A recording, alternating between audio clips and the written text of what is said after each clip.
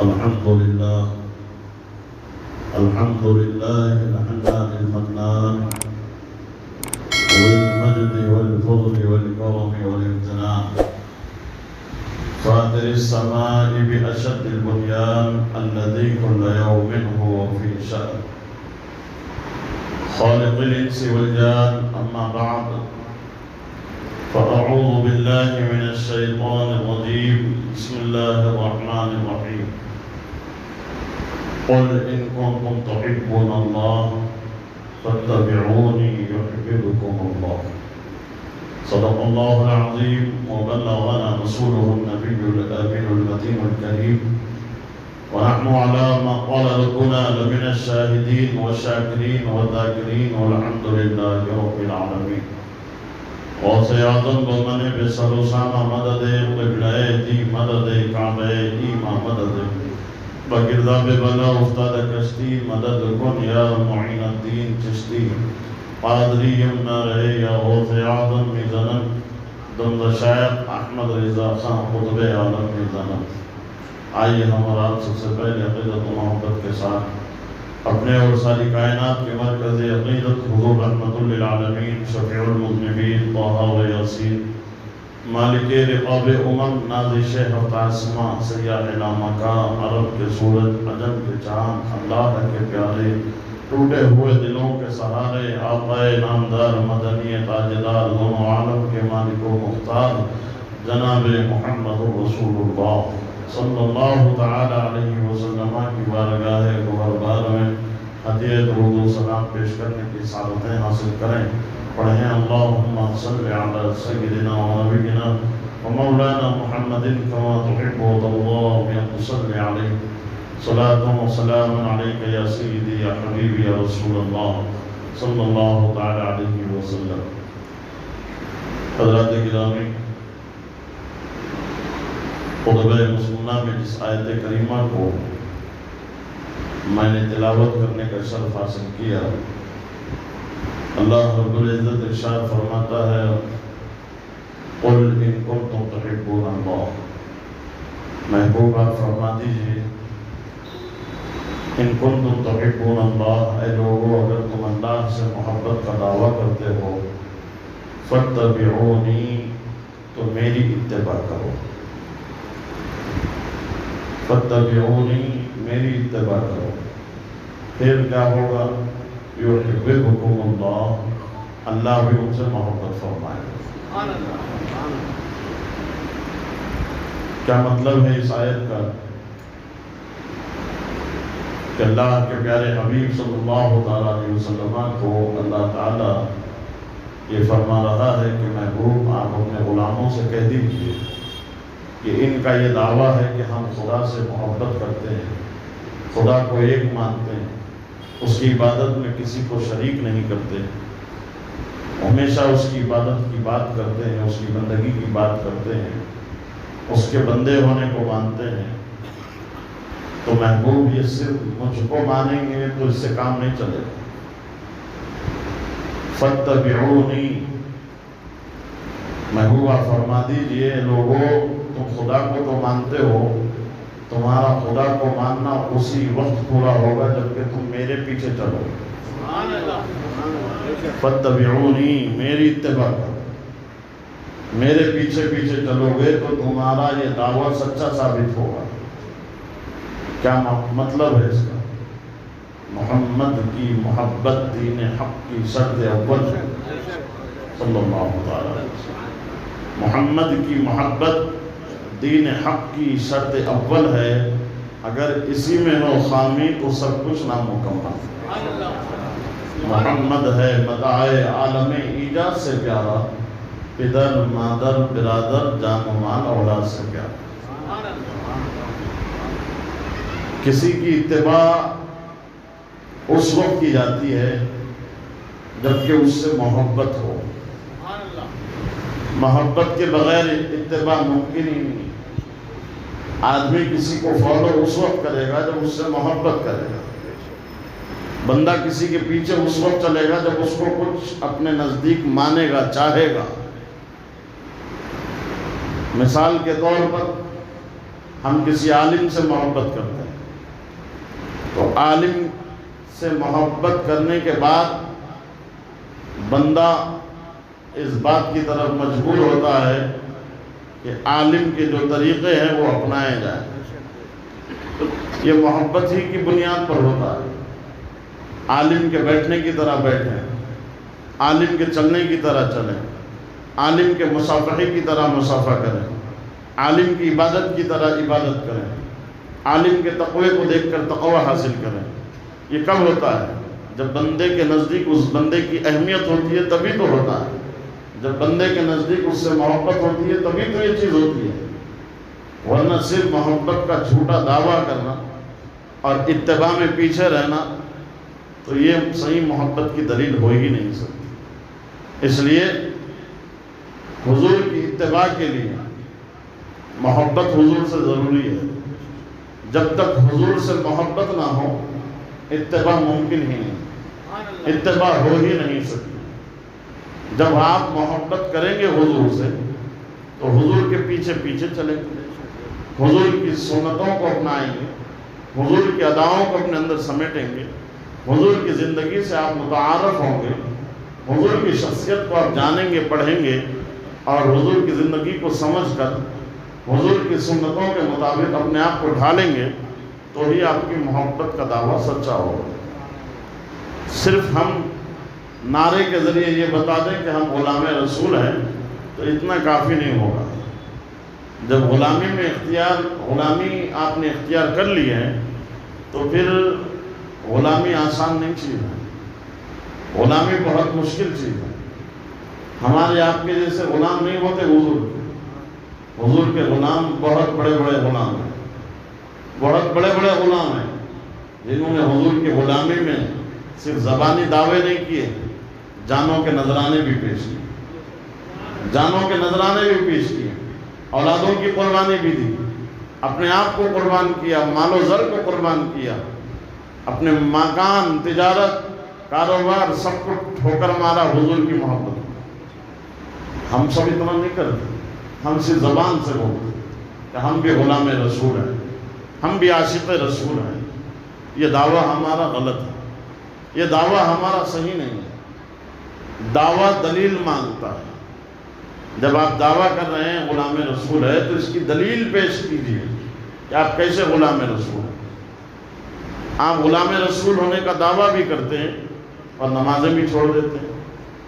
ہم اور آپ غلام رسول ہونے کا دعویٰ بھی کرتے ہیں اور سود کی رقم بھی دے رہے ہیں. ہم اور آپ غلام رسول ہونے کا دعویٰ بھی کرتے ہیں اور حلال لقموں کو چھوڑ کر حرام کی طرف بڑھ رہے ہیں. ہم اور آپ دعوی محبت رسول کرتے ہیں اور پھر حضور کی تعلیمات سے بہت پیچھے نظر آتے ہیں. کیوں؟ تو ہم نے سچی محبت کی ہی نہیں حضور سے. اگر سچی محبت حضور سے کرتے تو شاید ہماری یہ زندگی نہیں ہوتی. بڑی بڑی قوموں سے مسلمان جو ٹکر لے کر فتح و نصرت کے جھنڈے گاڑے، وہ طاقت کی بنیاد پہ نہیں، سچی محبت رسول کی بنیاد پہ. میدان بدر میں جانے سے پہلے حضور نے انصار صحابہ کے درمیان میں تقریر کی، جنگ کے لیے ابھارا ان کو. انہوں نے جب مکہ آنا ہوا تھا ان کا ابتدائی اسلام میں، تو انہوں نے حضور کے ہاتھ پر یہ وعدہ کیا تھا کہ آپ مدینہ آئیے، ہم آپ کا استقبال کریں گے اور جو بھی مدینے میں آ کر آپ پر حملہ کرے گا ہم آپ کا برابر ساتھ دیں گے اور آپ کے آگے ہم اپنی جانوں کو نچھاور کریں گے. سرکار دو عالم صلی اللہ تعالیٰ علیہ وسلم نے جب ان کا یہ وعدہ دیکھا تو حضور ہجرت فرما کر مدینہ گئے. مدینہ طیبہ پہنچنے کے بعد کفار چین سے نہیں بیٹھے. وہ چاہتے تھے کہ مدینے میں بھی مسلمانوں کو سکون سے رہنے نہیں دیا جائے. چنانچہ جنگ بدر کی تیاری شروع کی. 1000 کا لشکر لے کر ابو جہل آگے آ رہا تھا. ادھر مسلمان نہتے تھے، کمزور تھے، بے سر و سامان تھے، بظاہر ان کے پاس تلواریں بھی نہیں تھی لڑنے کے لیے. 313 کی یہ مختصر سی تعداد تھی. ان میں انصار بھی تھے، مہاجرین بھی تھے. جو ہجرت کر کے مدینہ آئے وہ بھی تھے، جو انصار مدینے میں رہنے والے تھے وہ بھی تھے.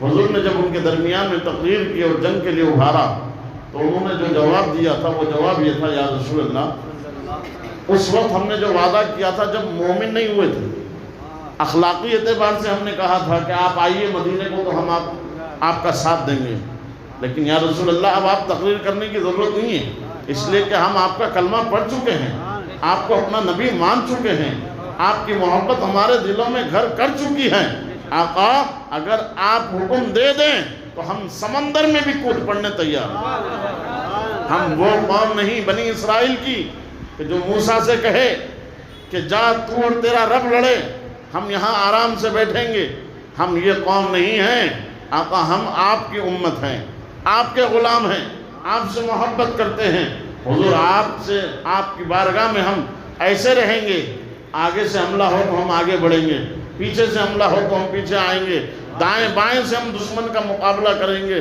ہر طرف سے آپ کے قدموں میں جان دینے ہم تیار ہیں۔ یہ ہے محبت رسول۔ تو دعوی محبت دلیل مانگتا ہے، اس کے لیے دلیل ہماری آپ کے پاس میں کچھ نہیں، صرف دعویٰ ہے، دلیل نہیں۔ اور جب تم دعوی محبت میں کامیاب ہو اور دلیل کے ثبوت میں اتباع رسول کو اپناؤ تو اللہ کا وعدہ ہے یحببکم اللہ، اللہ تم سے محبت کرتا ہے۔ جس بندے سے اللہ محبت کرے پھر اس کی شان کا عالم کیا ہو۔ محبت رسول، حضور سے سچی محبت، یہ ایمان کا لازمی حصہ ہے۔ ہم اور آپ صرف کلمہ پڑھتے ہیں اور کلمے کی حقیقت سے واقف نہیں ہوتے، ہم اور آپ محبت رسول کا دعویٰ کرتے ہیں لیکن محبت رسول حقیقت میں کیا ہے اس کو ہم نہیں سمجھتے۔ تو ضرورت اس بات کی ہے کہ ہم محبت رسول میں زندگی گزاریں، ہمارا عمل اس وقت رب کی بارگاہ میں قبول ہوگا جب آپ کے سینے میں ایمان ہوگا، اور ایمان آپ کے سینے میں اس وقت ہوگا جب کہ آپ سارے جہاں سے بڑھ کر حضور سے محبت کریں۔ حضور سے جب تک آپ کی محبت نہ ہو ایمان مکمل ہے۔ کیا کہتا ہے خطیب خود میں؟ الا لا ایمان لمن لا محبت اللہ، خبردار ہو جاؤ، محبت کے بغیر ایمان مکمل نہیں ہو سکتا۔ تین مرتبہ کہتا ہے الا لا ایمان لمن لا محبت اللہ، خبردار ہو جاؤ، محبت کے بغیر ایمان مکمل نہیں۔ الا لا ایمان لمن لا محبت اللہ، خبردار ہو جاؤ، آگاہ ہو جاؤ، ہوشیار ہو جاؤ، محبت کے بغیر ایمان نہیں ہو سکتا۔ تو سچی محبت حضور سے ہونی چاہیے۔ کیسی؟ سچی محبت کریں گے انشاءاللہ۔ سچی محبت کیسی ہوتی ہے اور کیسوں نے جب حضور کی غلامی اختیار کی اور سچی محبت میں گرفتار ہوئے تو اللہ اکبر وہ کہاں سے کہاں پہنچے۔ آج میں یہ تمہید اس لیے آپ سے ذکر کر رہا ہوں، ابھی 2 دن پہلے ایک عاشق رسول، امام عشق و محبت، غلام رسول، عاشق رسول، سبحان اللہ، حضرت بلال حبشی، امام عشق و محبت، عشق و محبت کے امام ہیں بلال حبشی، ان کے وصال کی تاریخ گزری، اور کیوں نہ ان کا ذکر کر کے ہم اپنی زندگیوں میں برکتیں حاصل کریں۔ حضرت بلال رضی اللہ تعالیٰ عنہ وہ شخصیت کے حامل ہے کہ غلاموں میں اس زمانے میں غلام بکا کرتے تھے، غلاموں میں سب سے پہلے ایمان قبول کرنے والے حضرت بلال حبشی رضی اللہ عنہ، جس کی غلامی میں اس وقت یہ تھے، وہ سخت کافر تھا جس کا نام تھا امیہ بن خلف۔ اس ناہنجار کی غلامی میں وہ رہتے تھے، وہ کمینہ خوب آپ پر ظلم کرتا تھا، ستم کرتا تھا، اتنی تکلیفیں دیتا تھا، کلمہ پڑھنے کی بنیاد پر مکے کی پتھریلی زمین پر ننگے جسم کے ساتھ لٹا کر جسم پر کوڑے برسائے جاتے، گھوڑوں کی ٹاپوں سے سینے کو روندا جاتا تھا، سینے پر بھاری بھرکم وزنی پتھر رکھا جاتا تھا۔ حضرت بلال حبشی رضی اللہ تعالیٰ عنہ کو چٹائی میں لپیٹ کر آگ کا دھواں دیا جاتا تھا۔ اس طریقے سے ظلم و تشدد کی انتہا کمزور نحیف ہونا تھا وہاں حضرت بلال جب زخموں کی تاب نہ لا کر درد و کرب کے مارے بے ہوش ہوتے تو امیہ بن خلف یہ سمجھتا تھا کہ اتنا مار کھایا ہے کہ بے ہوش ہو گیا، اب تو محمد کا دامن چھوڑ دے گا، اب تو اس کا کلمہ پڑھنا چھوڑ دے گا۔ لیکن خدا کی قسم، واہ رے عشق بلال، واہ رے محبت رسول بلال کی، جب ہوش آتا تو پھر یا رسول اللہ کا نعرہ لگا، پھر محبت رسول میں احد احد کا نعرہ لگا، میرا خدا ایک ہے، میرا رسول ایک ہے، میں حضور کا کلمہ پڑھ لیا مرتے دم تک چھوڑوں گا۔ دعوے محبت دلیل مان، ہم نے آج تک کیا قربانی دی؟ یہ ہیں بلال جنہوں نے اپنے جسم کو دشمن کے حوالے کر دیا، زخموں کی تاب نہ لا کر بے ہوش بھی ہوتے، پھر ہوش آتا تو یا رسول اللہ کے۔ ایک دن ایسے ہی مار کھا رہے تھے، میرے آقا کی نگاہ کرم نے انہیں دیکھا تو حضور رحمت للعالمین ہے، سارے عالموں کے لیے حضور رحمت ہے، غیروں کا مشکل میں ہونا حضور سے دیکھا نہیں جاتا، یہ تو بلال آپ کا بلال تھا، اس کو تکلیف میں کیسے دیکھتے؟ حضور نے فرمایا کون ہے جو بلال کو خرید کر آزاد کرائے اور میں اس کو جنت لکھ کے دے دوں؟ سبحان اللہ، سبحان اللہ۔ جب بھی جنت کی بات آتی صدیق اکبر پہلے آگے بڑھے، سبحان اللہ۔ حضرت ابو بکر صدیق آگے بڑھے، کہا یا رسول اللہ میں بلال کو خریدنے تیار، سبحان اللہ۔ امیہ بن خلف کے پاس گئے، کہا سودا کرنا چاہتا ہوں۔ کیسا سودا؟ کہا غلام خریدنا ہے۔ کہا اتنے سب غلام ہیں، دیکھو جو چاہے اس میں سے خریدو۔ تو حضرت ابو بکر کا نظر انتخاب حضرت بلال پر پہنچا، تو امیہ بن خلف نے کہا انہیں خریدنا چاہتے ہو، اسے خریدنا چاہتے ہو؟ کہا ہاں اسی کو خریدنا چاہتا ہوں۔ کہا اور بھی تندرست غلام ہیں، اور بھی طاقتور غلام ہیں، اور بھی خوبصورت غلام ہیں، سب کو چھوڑ کر اسی کو کیوں؟ یہ کمزور ہے، حبشہ کا ہے، کالا کلوٹا ہے، بہت دبلا پتلا ہے، اس کو تم خریدنا چاہتے ہو؟ ابو بکر تمہاری تو تجارت بڑی مشہور ہے، تجارت میں تمہارے جیسا ماہر کوئی بھی نہیں ہے، تمہارے جیسی تجارت کوئی نہیں کرتا مکے میں، تم اتنے بڑے تجارت کے معاملے میں ہوشیار آدمی ہو، لیکن یہ پہلی مرتبہ دیکھ رہا ہوں گھاٹے کا سودا کرنے کیوں آ گئے؟ تو حضرت ابو بکر صدیق کہتے ہیں تیرے نزدیک یہ گھاٹے کا سودا ہے، میرے نزدیک یہ جنت کا سودا ہے۔ تجھے کیا معلوم ہے اس بلال کی قیمت کیا ہے؟ تو سمجھتا ہے کالا کلوٹا حبشہ کا ہے، میرے نزدیک اس کا مقام و مرتبہ بہت بلند ہے۔ کہا اب سودے کی بات کر لی جائے۔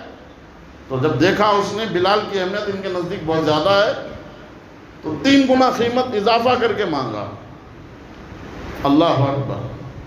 حضرت صدیق اکبر نے کہا چل لے لے، بلال کو چھوڑ دے، چون چڑا کچھ نہیں، یہ نہیں کہ ایک معمولی سے غلام کے لیے اتنی بڑی قیمت مانگ رہا ہے، بہت زیادہ مانگا تھا وہ قیمت۔ حضرت ابو بکر صدیق نے کچھ نہیں کہا، آزاد کرا لیا۔ تو جو آزاد کرایا حضرت صدیق اکبر نے، لے جا رہے تھے بلال کو، تو مسکراتے ہوئے مونچھوں پہ تاؤ دے رہا تھا امیہ بن خلف کہ آج میں نے ابو بکر کو پہلی مرتبہ لوٹ لیا ہے۔ سمجھ میں آ رہی بات؟ آج ابو بکر کو تجارت میں میں نے لوٹ لیا ہے، وہ ابو بکر جو تجارت میں سب سے زیادہ ماہر ہے، آج اس کو میں نے لوٹ لیا ہے۔ صدیق اکبر نے سنا اور فرمایا رے امیہ تو نے مجھے نہیں لوٹا، میں تجھے لوٹ لیا، تو مجھے نہیں لوٹا میں تجھے لوٹ لیا ہوں، اس لیے کہ تیرے نزدیک تو بلال کی کوئی اہمیت ہی نہیں تھی، میرے نزدیک بلال کی اتنی اہمیت تھی کہ حضور کی بشارت کے مطابق اس کو خرید کے آزاد کرنے پر مجھے جنت کی بشارت ہے، تو مجھے نہیں لوٹا میں تجھے لوٹ لیا۔ سبحان اللہ۔ اب جب خریدے جناب صدیق اکبر تو ہمیشہ کے لیے حضور کی خدمت میں وقف کر دیا۔ سبحان اللہ۔ محبت رسول کا دعویٰ دلیل مانگ، دلیل میں حضرت بلال نے اپنے آپ کو تپایا، قربانیاں پیش کی، تکلیفوں کو جھیلا، امیہ بن خلف کے ظلم و تشدد کو، بربریت کو برداشت کیا، یہ دلیل دی۔ تو اس کا صلہ کیا ملا؟ ایک کی غلامی سے نکلے، وہ بھی بدتر قسم انسان کی غلامی سے نکل کے ساری انسانیت میں سب سے بہتر کے غلام بننے کے لیے آئے۔ یہ صلہ ہے محبت رسول کا۔ تو پھر کتنے قریب ہو گئے حضور کے، معلوم ہو؟ حضور کے گھر کا کھانا کھاتے تھے. کیا بات ہے. سبحان اللہ سبحان اللہ. مجھ سے کئی لوگ محبت میں بتاتے ہیں کہ ہم نے حضور شہباز دکن کے گھر کا کھانا کھایا. حضرت ہمیں ساتھ میں بیٹھ کر ہاتھ سے ڈال کے کھلاتے تھے. مطلب فخریہ طور پہ لوگ سناتے ہیں اس بات کو تحدیث نعمت کے طور پہ کہ ہم نے اتنے بڑے عالم کے ساتھ بیٹھ کر کے کھانا کھایا. یہ وارث نبی ہے. ان کے گھر کا کھانا کھائے تو تم کتنے خوش نصیب اپنے آپ کو تصور کرتے ہو. اور وہ بلال سبحان اللہ جس کی مہمان نوازی اللہ اکبر ایسی مشہور ہے کہ خود پیٹ پہ پتھر باندھتے دوسروں کو کھلاتے. میرے آقا صلی اللہ علیہ وسلم کی مہمانی ہوئی نصیب. حضرت بلال رضی اللہ عنہ حضور کے گھر کا کھانا کھاتے اور پھر حضور کے گھر کی چوکٹ پر اپنا وقت گزارتے. اتنے قریب ہو گئے حضور کے. تاریخ ایسی مثال پیش کرنے سے قاصر ہے کہ جب میرے آقا صلی اللہ علیہ وسلم اپنی اونٹنی قصوہ پر بیٹھ کر سوار ہوتے, راستہ طویل ہوتا, لمبا ہوتا, تو حضرت بلال نکیل پکڑ کے چلتے تھے. حضور کی اونٹنی کی نکیل پکڑ کے چلتے تھے. راستہ طویل ہوتا تو حضور اونٹنی پر اپنے ساتھ میں حضرت بلال کو بھی سوار کرا لیتے. سبحان اللہ. وہ پشت انور جس پہ مہر نبوت ہو وہ بلال کے سینے سے لگتے رہتی تھی. سبحان اللہ. اتنے خوش نصیب بن گئے بلال. محبت کا عالم کیا تھا. اللہ اکبر. ایک دن کسی نے ان کو تانا دیا یہ حبشہ کا کالا غلام. حالانکہ اسلام گورے کارے کا فرق مٹانے کے لیے آیا. خوبصورتی گوری چمڑی کا نام نہیں ہے. بدصورت ہونا کالی چمڑی کا نام نہیں ہے. اگر گوری چمڑی کا نام خوبصورتی ہوتا تو انگریزوں کو کیا کہیے گا. انگریز کو کس کیٹیگری میں آپ رکھیں گے اگر گوری چمڑی کا نام حسن ہوگا. اور اگر کالے کا کالا ہونا ہی بدصورتی ہے تو پھر بلال کو کس پیرائے میں رکھیں گے آپ. کسی نے ان سے کہہ دیا کالا غلام حبشہ کا تو خوب روئے, پھٹ پھٹ کے روئے. صدیق اکبر مل گئے. کہا بلال کس چیز نے تم کو رلایا. تو جواب ہی نہیں دیتے, روتے جاتے. حضرت ابو بکر نے جا کر کے حضور کی بارگاہ میں شکایت کیا رسول اللہ بلال کو شاید کسی نے کوئی تکلیف دی ہوگی, خوب رو رہے ہیں. کہا حضور نے فرمایا بلا لاؤ ان کو. بلا لایا گیا. حضرت بلال آئے. کہنے لگے حضور نے فرمایا بلال کس چیز نے تم کو رلایا. تو کہنے لگے یا رسول اللہ کسی نے مجھے کالا کلوٹا غلام حبشہ کا کہا. آقا میں حبشہ میں اب تھوڑی رہ رہا ہوں, میں تو مدینے میں رہ رہا ہوں, میں تو آپ کے قدموں میں رہ رہا ہوں نا سرکار. تو یہ بولنے والا مجھے حبشہ کا کالا غلام کیوں کہا. اس بات سے مجھے تکلیف ہوئی. اگر یہ مجھ سے یہ کہتا کہ مدینے کا کالا غلام بلال ہے تو میں پسند کر لیتا, میں خوش ہو جاتا. آقا یہ مجھے حبشہ کا غلام کہہ رہا ہے, میں تو آپ کا غلام ہوں نا آقا. سبحان اللہ. کیا محبت کا اظہار کیا. حضور نے فرمایا ہاتھ پکڑ کر چل بلال آج تیرا مقام زمانے کو میں بتاتا ہوں. تو کیا چیز ہے آج میں بتاتا ہوں زمانے. سبحان اللہ. پھر وہ وقت آیا فتح مکہ کا. حضور فاتح مکہ کی حیثیت سے مکے میں داخل ہوئے. سب سے کہا مکے کا صحن صاف کرو, کسی سے کہا دیواریں صاف کرو, کسی سے کہا زمین صاف کرو, اور حضرت بلال سے کہا چھت صاف کرو, کعبے کی چھت صاف کرو. واہ رے بلال, کل تک کوئی اہمیت نہیں تھی ان کی, آج حضور نے اتنا بڑا مقام بنا دیا ان کا, کعبے کی چھت پہ چڑھا ہے اور چھت صاف کرنے لگے بلال. غالباً عصر کی اذان کا وقت ہوا تو حضور نے فرمایا بلال اذان کہہ دے. سبحان اللہ. بلال اذان کہہ دے. تو حضرت بلال سوچو بچار سے کام لے رہے ہیں, سوچ رہے ہیں دیوں نہ دوں, دیوں نہ دوں. تو فرمایا حضور نے بلال کیا سوچتا ہے, اذان کیوں نہیں دیتا. تو بلال کہتے یا رسول اللہ جب تک زمین پہ تھا رخ کعبے کی طرف کرتا تھا, جب تک خلوت میں تھا رخ کعبے کی طرف کرتا تھا, جب تک جلوت میں تھا رخ کعبے کی طرف کرتا تھا. بدر و حنین, خندق میں, خیبر میں, جہاں جہاں میں تھا, امن میں ہو یا جنگ میں, مدینے میں ہو یا مکے میں, مسجد حرام میں ہو یا مسجد نبوی میں یا مسجد قباء میں, جہاں جہاں میں اذان دیتا تھا رخ کعبے کی طرف کرتا تھا. آج کعبے کے اوپر ہوں، آقا اب رخ کدھر کروں، اب رخ کدھر کروں، اس فکر میں ہوں آقا کہ اب رخ کدھر کروں۔ میرے آقا فرماتے ہیں بلال سوچتا کیا ہے، کعبے کا بھی جو کعبہ ہے اس کی طرف رخ کر کے اذان دے دے۔ حضرت بلال جانتے تھے کعبے کو کعبہ بنانے والے وہ کوئی اور نہیں، وہ مصطفیٰ کی ذات ہے۔ حضور کی طرف رخ کیا اور اذان دینے لگے۔ سبحان اللہ سبحان اللہ سبحان اللہ۔ اب زمانے نے دیکھ لیا کہ بلال کا مقام کیا ہے۔ معراج کی رات حضور جب معراج میں پہنچے، جنت کی سیر فرمائی تو دیکھا کہ جنت کی سردارن، حوروں کی سردارن کونے میں بیٹھ کے رو رہی ہے۔ حضور نے فرمایا جبریل اس سے پوچھو روتی کیوں ہے؟ جبریل کے پوچھنے پر اس حوروں کی سردارن نے کہا، حوروں کی سردارن، حور کی خوبصورتی کا عالم کیا ہے معلوم آپ کو؟ اگر وہ خالی اپنے ہاتھ کا کنگن جنت کی کھڑکی سے دنیا کی طرف دکھا دے تو اس کے حسن کی تاب نہ لا کر زمانے والے بے ہوش ہو جائیں۔ یہ جنت کی حور کے ہاتھ کے کنگن کی روشنی کا عالم ہے۔ اب تصور کیجیے، اللہ اکبر، جنت کی ہر وہ نعمت ایسی ہے جو تصور سے باہر ہے۔ جب پہنچیں گے انشاءاللہ تو دیکھیں انشاءاللہ دیکھیں تو وہ حوروں کی سردارن وہ کتنی حسین و جمیل اور خوبصورت تھی ہوگی۔ وہ رونے لگی تو جبریل نے پوچھا روتی کیوں ہے؟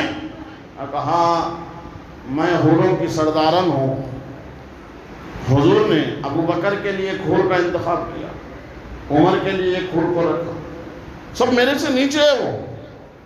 ہاں، علی کے لیے ایک حور ہے، عثمان کے لیے ایک حور ہے، طلحہ زبیر سعد و سعید کے لیے، ابو عبیدہ ابن جراح کے لیے، الگ الگ حوریں ہیں۔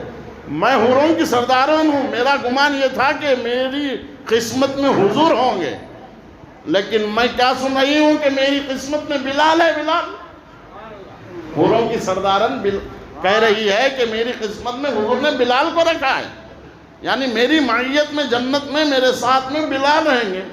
وہ بلال کدھر بلال اور کدھر میں، یہ حوروں کی سردارن سوچ کر اور کہہ کر رو رہی ہے، کدھر بلال اور کدھر میں تو سمجھ رہی تھی کہ میں حضور کے ساتھ رہوں گی، حضور میرے ساتھ رہیں گے کیونکہ میں حوروں کی سردارن ہوں، لیکن میں کیا سن رہی ہوں کہ بلال میرے ساتھ، اس افسوس میں رو رہی ہوں۔ تو حضور نے فرمایا ارے یہ حوروں کی سردارن سے کہو انہیں میرے بلال کو پہچان ہی نہیں ابھی، میرے بلال کو جانے ہی نہیں ہے ابھی، اس لیے کہ میرا بلال دنیا میں تھا تو کالا کلوٹا تھا، جب وہ میدان محشر میں آئے گا تو اللہ تعالیٰ اس کے سارے چہرے کی سیاہی کو، کالے پن کو نکالے گا، کٹورے میں جمع کروائے گا اور اس سیاہی کو جنتی حوروں کے چہروں پر چھنکے گا تو وہ سیاہی ان کے چہروں پہ تل بن کے خوبصورتی میں چار چاند لگا دے گی۔ بلال معمولی بلال نہیں ہے۔ واہ واہ سبحان اللہ سبحان اللہ، یہ ہے بلال۔ ابھی محبت رسول میں پورے مطلب اپنے آپ کو فنا نہیں کہ ابھی باقی ہے، تو یہ حال ہے، یہ حال ہے۔ انہی بلال کے بارے میں حضور نے فرمایا جب جنت میں گیا تھا میں سیر کے لیے تو آگے آگے قدموں کی آواز میں نے سنی، حضور جانتے تھے وہ قدموں کی آواز کس کی تھی۔ واپس آنے کے بعد فرمایا بلال تیری آہٹ، قدموں کی آہٹ میں جنت میں محسوس کرتا ہوں۔ سبحان اللہ سبحان اللہ، جنت میں محسوس کر رہا ہوں۔ حضرت بلال کی عادت تھی وضو کرتے تو تحیۃ الوضو کی نیت سے 2 رکعت نفل نماز پڑھتے تھے، تو حضور فرمایا وہ تیرے 2 رکعت نفل نماز پڑھنے کی یہ برکتیں ہیں کہ جنت میں تیری قدموں کی آہٹ محسوس کرتا ہوں۔ سبحان اللہ، یہی وہ بلال ہے۔ ایک دن حضرت عمر آ کر کے ان کی شکایت کی تھے حضور کی بارگاہ میں، یا رسول اللہ ذرا حضرت بلال کی آواز میں لکنت پیدا ہو رہی ہے، آواز سمجھ میں نہیں آ رہی، آقا مؤذن کو چینج کر دیا جائے۔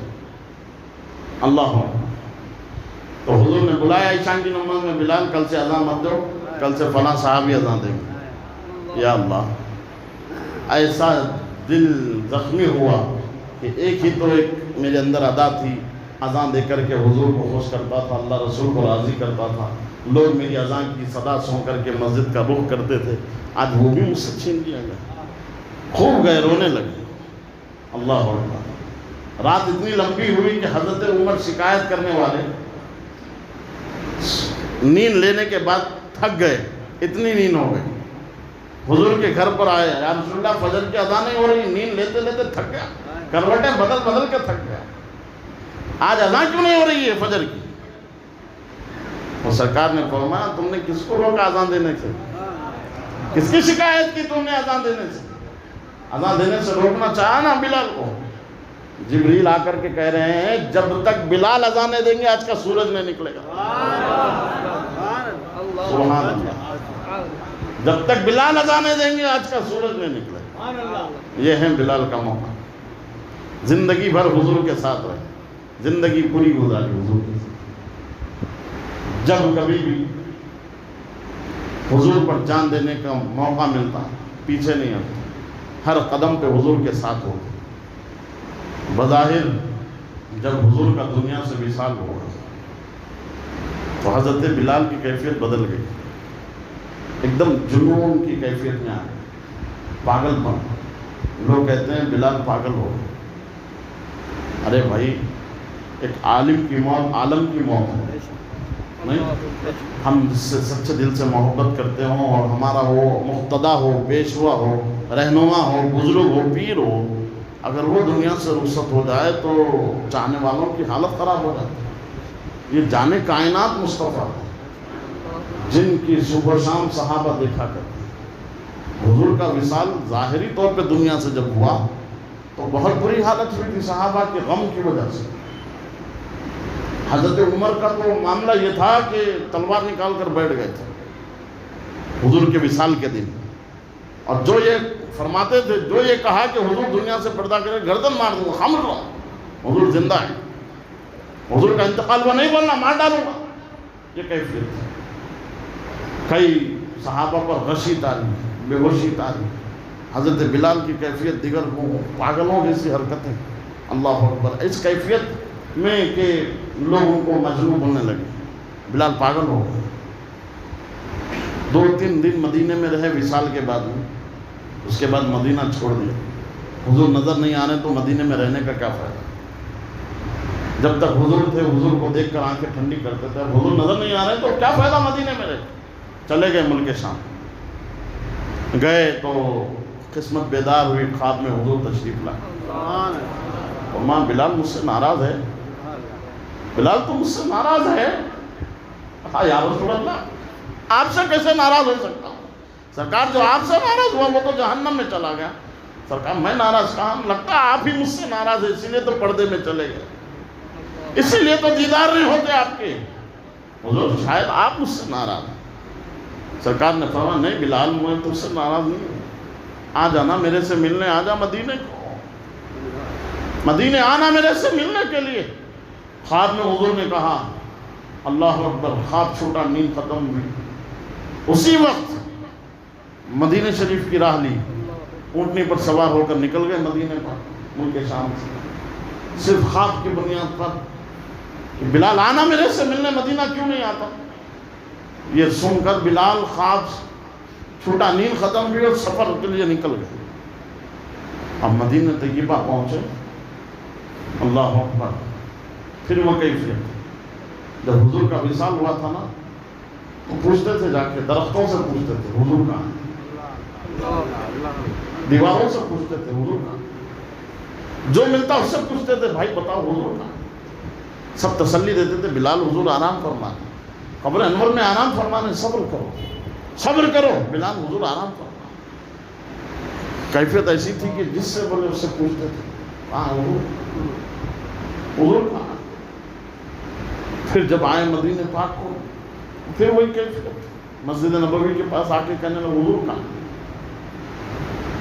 پورا کوہرام مچ گیا مدینے میں، بلال آئے، موذن رسول بلال آئے، سب بچے نکل گئے، گھر کی عورتیں دروازوں میں جمع ہو، بلال آئے بلال آئے، پھر وہی کیفیت حضور کہاں ہے؟ جب لوگوں نے اشارہ کیا حضور آرام فرما رہے مزار اقدس میں، بلال صبر کرو، تو قبر انور کو جیسے ہی دیکھتے مسجد نبوی میں جا کر خوب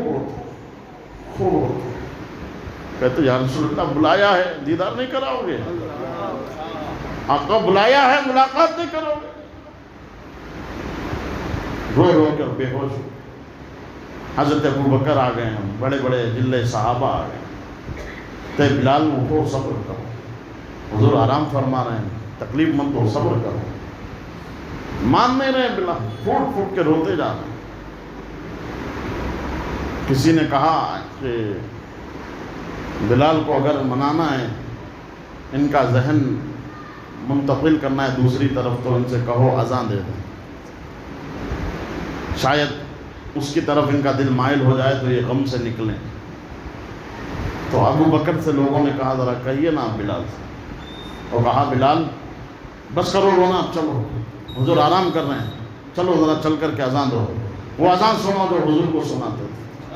اللہ اکبر، اللہ اکبر۔ حضرت بلال کہتے ہیں نہیں، اب میرے اندر طاقت نہیں اذان دینے کی، اب میرے اندر ہمت نہیں ہے اذان دینے کی، اس لیے کہ جب میں اذان دیتا اشہد ان محمد رسول اللہ پر میں پہنچتا تو میں آنکھیں کھولتا تو میری نگاہوں کے سامنے حضور کا چہرہ ہوتا۔